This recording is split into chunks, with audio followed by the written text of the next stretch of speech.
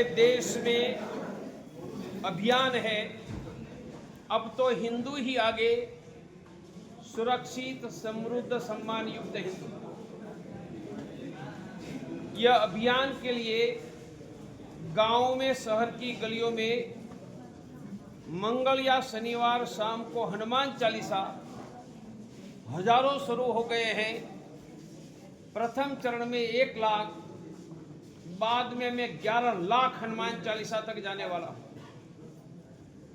यह हनुमान चालीसा वहां के हिंदू की, वहां के नगर के, जिला की हिंदुओं की सुरक्षा की चिंता करेगा।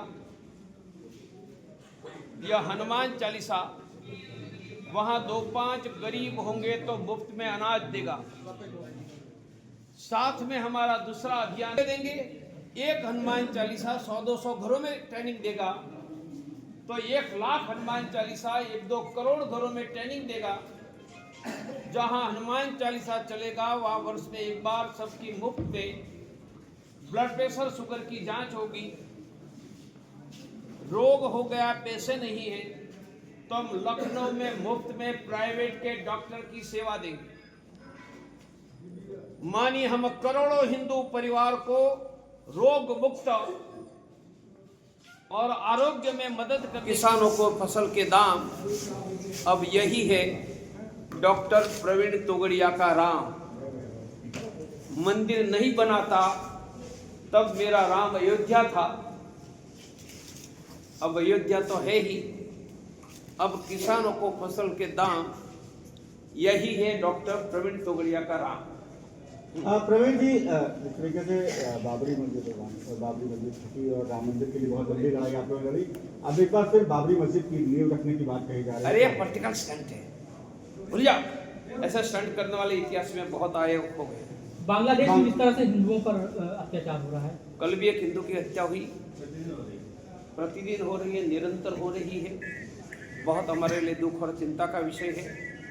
हजारों स्थान पर देश में अंतर्राष्ट्रीय हिंदू परिषद, राष्ट्रीय बजरंग दल धरना प्रदर्शन करके आवाज़ उठा रही है, परंतु हिंदुओं की रक्षा का काम बांग्लादेश में भारत सरकार ही कर सकती है।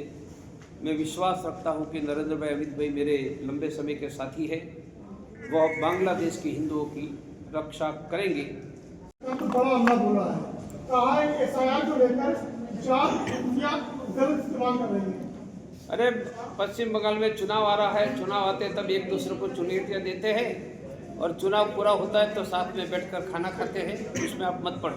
बांग्लादेशी घुसपैठियों को लेकर के आपने इसके पहले भी कहा है कि उनको बांग्लादेश भेजा जाए। लगातार एसआईआर प्रक्रिया भी हुई है, कई लोग अवैध रूप से पाए भी गए हैं, उनको लेकर के कहना है। एसआईआर में बांग्लादेशी भारत का मतदाता नहीं बनेगा, ये उचित कदम है। तो मतदाता बनने से रोक रहे हैं, अब भारत से भगाने का भी काम हो जाए तो देश सुरक्षित हो जाएगा। Thank you.